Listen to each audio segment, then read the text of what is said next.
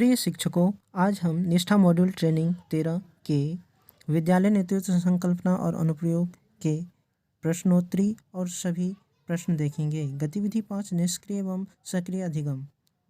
नीचे लिखे कथन को निष्क्रिय और सक्रिय वाक्यों में वर्गीकृत करें। अब हम एरो को दबाएंगे।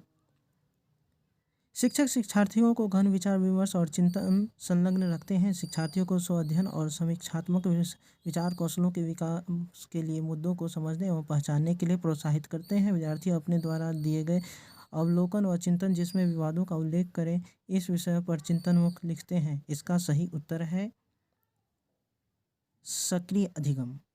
अब एरो प्रेस करेंगे। शिक्षार्थियों के लिए ज्ञान को बाहरी एवं ऐसा माना जाता है जिसे प्राप्त किया जाना है। इसका सही उत्तर है निष्क्रिय अधिगम। अब एरो प्रेस करेंगे। अध्यापक एवं सामाजिक, सांस्कृतिक और राजनीतिक संदर्भों को समझते हैं जिसमें शिक्षार्थी पढ़ते और विकसित होते हैं। वे शिक्षार्थी को सैद्धांतिक जानकारी के साथ साथ जीवन की वास्तविक स्थितियों में परिचित कराते हैं। इसका सही उत्तर है सक्रिय अधिगम। अब एरो प्रेस करेंगे, आगे बढ़ेंगे हम। शिक्षार्थियों की विषय ज्ञान की अवधारणा को जानने के लिए कोई भी स्थान नहीं होता है। इसका सही उत्तर है निष्क्रिय अधिगम। फिर हम एरो प्रेस करके आगे बढ़ेंगे। चिंतन, मनन व स्व अध्ययन के कम अवसर हैं। इसका सही उत्तर है निष्क्रिय अधिगम। फिर एरो प्रेस करके हम आगे बढ़ेंगे। सामाजिक पुनः निर्माण के लिए जीवन के लोकतांत्रिक तरीकों और समानता, न्याय, स्वतंत्र, बंधुत्व, धर्म निरपेक्षता एवं उत्साह को बढ़ावा देना। इसका सही उत्तर है सक्रिय अधिगम। एरो प्रेस करके हम फिर आगे बढ़ेंगे। प्रोत्साहित करना शिक्षण अधिगम को एक आनंददायी व सहभागी गतिविधि बनाना। बाल केंद्रित क्रियाकलाप आधारित सहभागी अधिगम अनुभवों जैसे नाटक, प्रोजेक्ट, विचार विमर्श, संवाद, अवलोकन, भ्रमण आदि को सुनियोजित करना और सृजन कार्यों के लिए शिक्षण अधिगम को एकत्रित करना। इसका सही उत्तर है सक्रिय अधिगम। अब प्रेस करेंगे हम एरो, फिर आगे बढ़ेंगे। शिक्षार्थियों को समाज में अपनी स्थिति और अपनी मान्यताओं का पता लगाने व परखने के लिए कक्षा शिक्षण अधिगम प्रक्रियाओं में स्थान दिया जाता है। इसका सही उत्तर है सक्रिय अधिगम। एरो प्रेस करके हम फिर आगे बढ़ेंगे। अध्यापक बच्चों अधिगम से जुड़े सामान्य सिद्धांतों को ही शिक्षण अधिगम प्रक्रियाओं में प्रयोग में लाते हैं। इसका सही उत्तर है निष्क्रिय अधिगम। फिर एरो प्रेस करके हम आगे बढ़ेंगे। ज्ञानात्मक अवधारणाओं को परखने, जानने और चुनौती देने हेतु पर्याप्त अवसर। इसका सही उत्तर है सक्रिय अधिगम। फिर हम एरो प्रेस करके आगे बढ़ेंगे। समीक्षात्मक विचार कौशलों के माध्यम से शिक्षण अधिगम व्यक्तिगत व सामाजिक अनुभवों के साझा संदर्भों के ज्ञान को अर्जित किया जाता है। इसका सही उत्तर है सक्रिय अधिगम। और फिर हम एरो प्रेस करके आगे बढ़ेंगे। सामाजिक वास्तविकताओं, शिक्षार्थी और अधिगम प्रक्रियाओं के बारे में छात्रों की मान्यता का निराकरण करने के लिए कोई स्थान नहीं होता। इसका सही उत्तर है निष्क्रिय अधिगम। एरो प्रेस करके फिर हम आगे बढ़ेंगे। शिक्षार्थियों को दल में काम करने, एक दूसरे के साथ बातचीत करने और विभिन्न तरह के विषयों क्षेत्रों पर प्रोजेक्ट करने के लिए प्रोत्साहित किया जाता है। सामूहिक प्रस्तुतियों को प्रोत्साहित किया जाता है। इसका सही उत्तर है सक्रिय अधिगम। फिर हम एरो प्रेस करके आगे बढ़ेंगे। शिक्षार्थी दिए गए कार्यों, कक्षाओं में होने वाली परीक्षाओं, क्षेत्र कार्यों एवं शिक्षण अभ्यासों पर व्यक्तिगत रूप से कार्य करते हैं। इसका सही उत्तर है निष्क्रिय अधिगम। फिर प्रेस करके हम एरो को आगे बढ़ेंगे। रट्टा प्रणाली को प्रोत्साहित करना। इसका सही जवाब है निष्क्रिय अधिगम। एरो प्रेस करके फिर हम आगे बढ़ेंगे। मूल्य आधारित शिक्षा की ओर ले जाना। इसका सही उत्तर है निष्क्रिय अधिगम। एरो प्रेस करके फिर हम आगे बढ़ेंगे। ये रहे हमारे सभी प्रश्नों के सही उत्तर और यहाँ हम सबमिट बटन दबाकर हम इसे सबमिट करेंगे और फिर यहाँ पर एग्ज़िट होकर फिर हम मुख्य प्रश्नोत्तरी की ओर बढ़ेंगे।